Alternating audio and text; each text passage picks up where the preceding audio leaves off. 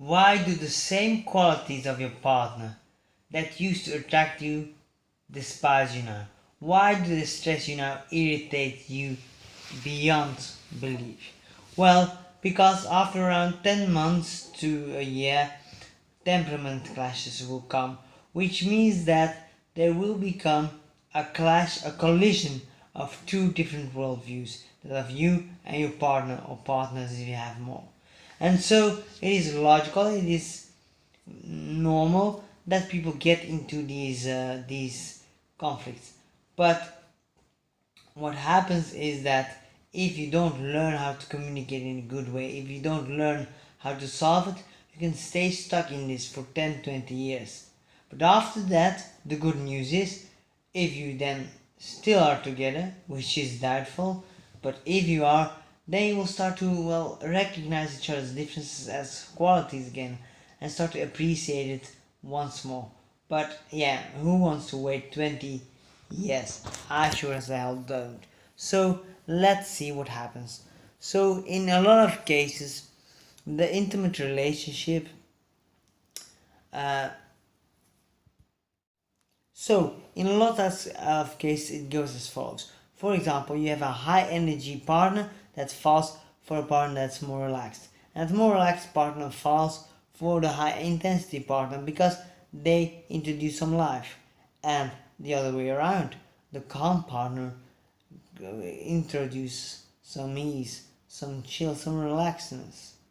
But then, after they've been living together for around 10 months and beyond, then those same differences that were at an attraction point seem to be the very thing that are driving them apart.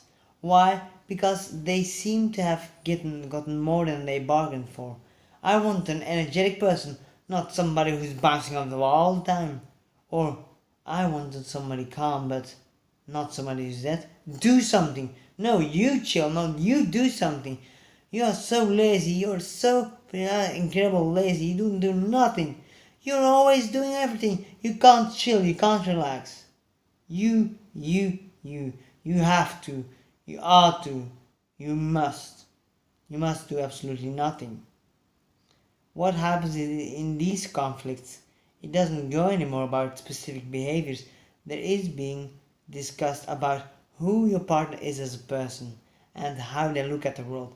And that is something that you should respect and never attack. Because that's their good right to have their own opinion and their own right. But it will feel very difficult not to attack your partner because, quite frankly, the way they engage with the world is so different as you. And that's also in the beginning the reason that you were attracted to them. Because for sexual attraction, for sexual and psychological attraction, you need some polarity, you need a difference, you need a bridge between you and your partner to bridge, to overcome. Because if there's no difference, then you're quite frankly fucking yourself, and who wants to do that?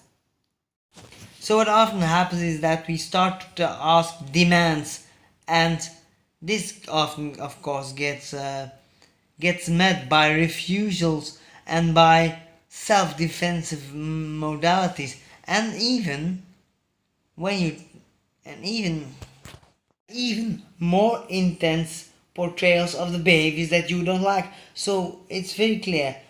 Think about children. If you tell a child, don't climb up in the tree, two things can happen.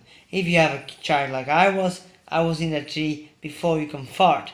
But if you would be a child that was agreeable, that did what was asked, they would feel resentment inside. And that, in the long run, in a relationship, will explode. Or explodes to the outside, and then it's not a pretty sight.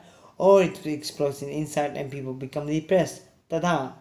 So, what to do? Well, you have to learn how to negotiate in a respectful way. That means that instead of trying to negotiate as if you are in a shop where they sold you something that was broken or a disease and you're demanding your money back, if you communicate like that in your intimate relationship, it's not gonna end too well, I can promise you that. But if you learn how to communicate as if you are in the shop and you're trying to negotiate for a discount, you know that you actually, that you don't have right for that, but you would like it. And so you use much more respectful way of communicating and much more, precise reasoning.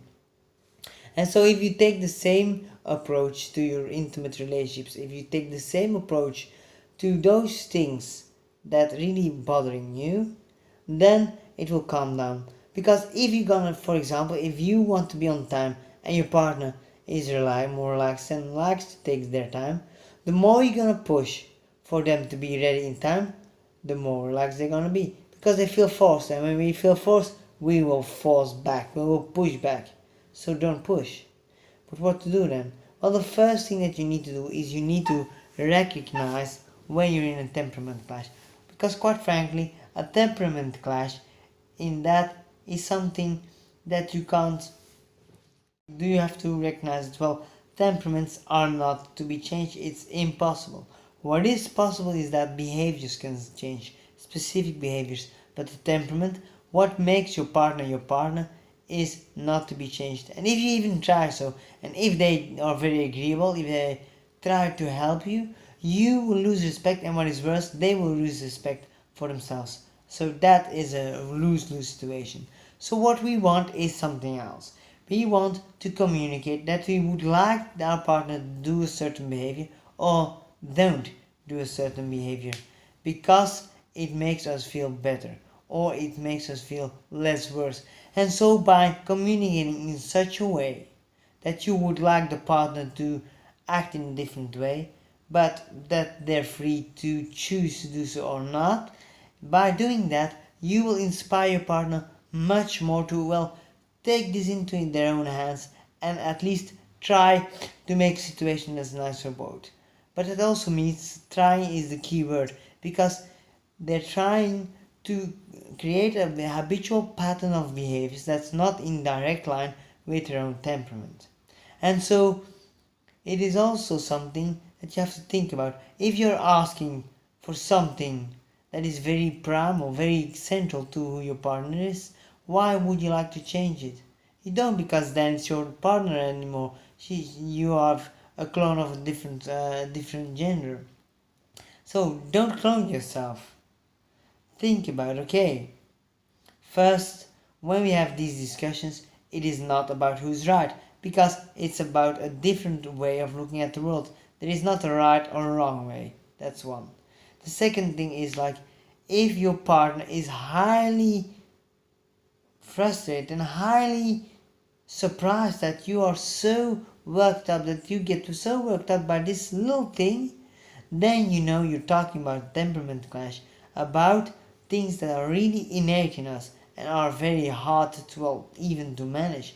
And then if you attack your partner for who they are and for how they stand in the world, of course it is a recipe for disaster, because you will magnify the behaviors you don't want to see.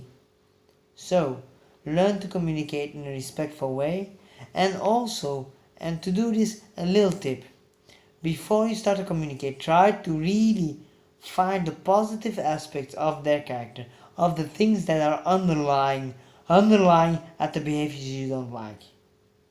Which behaviors and which aspects of their personality do you really like? Because this will give you a different mindset to start with.